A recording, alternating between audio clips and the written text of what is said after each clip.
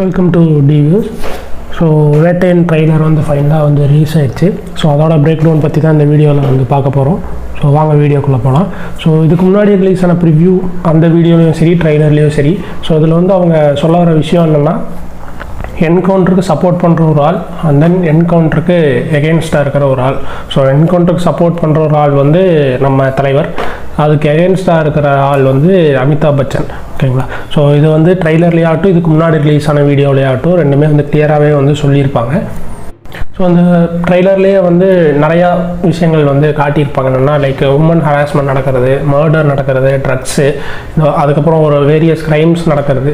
So இந்த மாதிரி டோட்டலாக தமிழ்நாடு ஃபுல்லாக, ஏன் தமிழ்நாடு ஃபுல்லானா, ஸோ இதுலேயே வந்து சென்னை காட்டியிருப்பாங்க, நாகர்கோவில், கன்னியாகுமரி. ஸோ இந்த மாதிரி ஓவராலாகவே வந்து எல்லா இடத்துலையுமே வந்து க்ரைம்ஸ் நடக்குது, கண்ட்ரோல் இல்லாமல் பயங்கரமாகவே நடக்குது.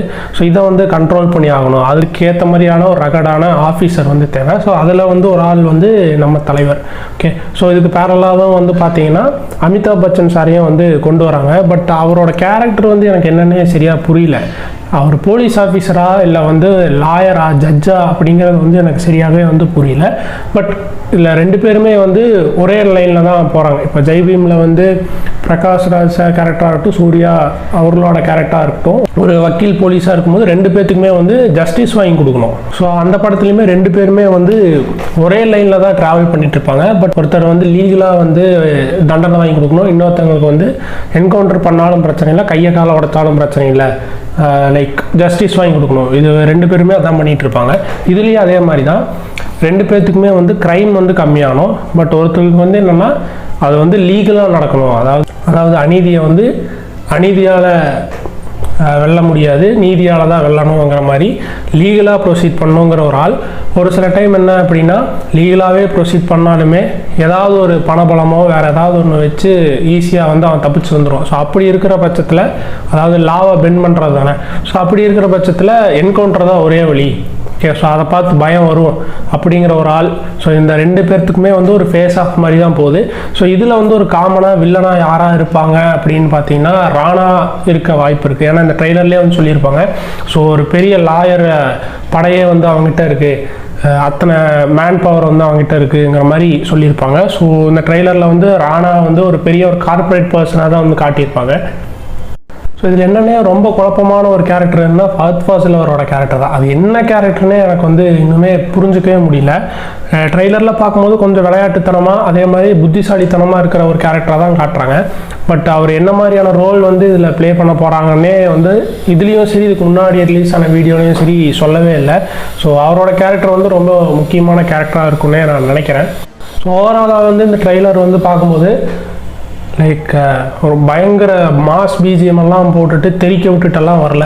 ரொம்பவே ஒரு என்ன சொல்கிறது, ரொம்ப ஸ்மூத்தாகவே ஸ்டார்டிங்லேருந்து எண்டு வரைக்குமே வந்து கொண்டு போயிட்டாங்க. பிஜிஎம் வந்து எங்கேயுமே பெருசாக சேஞ்ச் பண்ண மாதிரியே தெரில, ஒரே பிஜிஎம் தான், அதை ரொம்ப ஸ்மூத்தாக கொண்டு போயிட்டாங்க. மேபி இந்த வேட்டையன் மூவி வந்து என்ன சொல்லுவோம், ஜெயிலர் மாதிரியான ஒரு பக்கா கமர்ஷியல் மூவியாக இருக்க வாய்ப்பு குறையும் தான் சொல்லுவோம். ஏன்னா ட்ரெய்லரை பார்க்கும்போது இவங்க கண்டென்ட் வைஸாகவே தான் ட்ராவல் பண்ணிகிட்டே தான் போகிறாங்க. ஸோ கமர்ஷியல் இருக்கும், பட் ஜெயிலர் அளவுக்கு பெருசாக இருக்குமானா கண்டிப்பாக கிடையாது. ஏன்னா இந்த ட்ரெய்லர் பார்க்கும்போதே கண்டென்ட்டுக்கு வந்து அவங்க ரொம்ப இம்பார்ட்டன்ஸ் கொடுத்துருக்காங்கன்னு தெரியுது. ஸோ இப்போ இந்த படம் வந்து எதை பேஸ் பண்ணியிருக்கு, இப்போ இந்த படம் ரொம்ப தேவையான்னு கேட்டிங்கன்னா, என்ன கேட்டால் நான் தேவைன்னு தான் சொல்லுவேன். ஏன்னா இப்போ ரீசெண்டாக தமிழ்நாட்டில் வந்து பார்த்தீங்க அப்படின்னா நிறைய என்கவுண்டர்ஸ் வந்து நடந்துகிட்டே இருக்குது.